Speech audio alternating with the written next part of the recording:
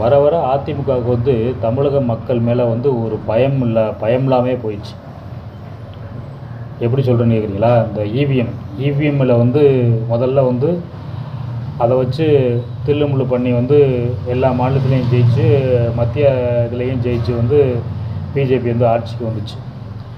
இப்போ அதை கண்டுபிடிச்சாச்சு, இவிஎம் வந்து கண்டுபிடிச்சாச்சு. அதுக்கு எதிராக வந்து எல்லா கட்சிகளும் போர்க்கொடி தூக்கினப்போ அப்புறம் எஸ்ஐஆர். இந்த எஸ்ஐஆர் சாதாரண விஷயம் கிடையாது. அது வந்து வாக்காளர் பட்டியலில் வந்து அதை திருத்தம் பண்ணுறது. அதில் பீகாரில் என்ன தில்லுமுள்ளு பண்ணியிருக்காங்கன்னு எல்லாருக்குமே தெரியும்.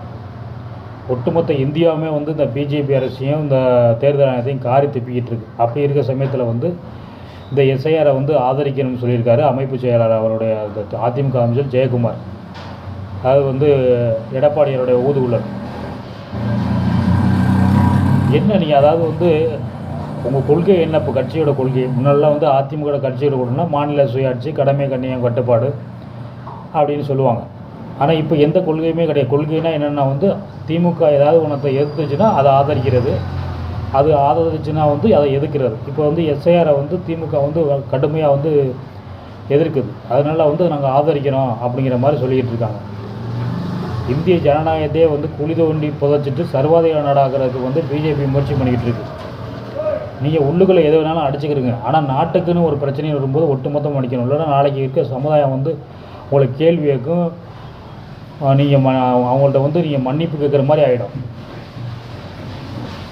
இப்போ தான் தெரியுது வந்து எடப்பாடியை வந்து ஒவ்வொரு ஊராக போய் பிரச்சாரம் பண்ணும்போது ஏன் பல்ல காமிச்சுக்கிட்டு நாங்கள் 2026 தான் நாங்கள் தான் ஜெயிப்போம், அப்படி எங்கள் கூட்டணி தான் ஜெயிக்கும்னு சொல்கிறதுக்கு. உங்களுக்கு வந்து ஒரு தடவை வந்து ஈஸியாக வந்து ஏதோ நீங்கள் ஒன்றா புண்ணியமோ இல்லை உங்கள் அப்பம்பாட்டம் செஞ்ச புண்ணியத்திலேயே உங்களுக்கு வந்து ஈஸியாக வந்து நோகாமல் நோம்பு கும்பிட்ட மாதிரி வந்து உங்களுக்கு அந்த பதவி, அந்த முதலமைச்சர் பதவி கிடச்சி. ஆனால் அதுக்கப்புறம் நீங்கள் வந்து ஒவ்வொரு தேர்தலில் நின்னீங்களே, நீங்கள் வந்து உங்களை முன்னிறுத்தி அந்த 10 தேர்தலும் தொடர்ச்சியாக தோற்றுங்களே, என்னாச்சு அது? அப்போவாது உங்களுக்கு புத்தி வரணுமா? வரப்போகிறது வந்து கவுண்டிங் தான். 2026 11வது தோல்வியாக தான் ஆகப்போகுது.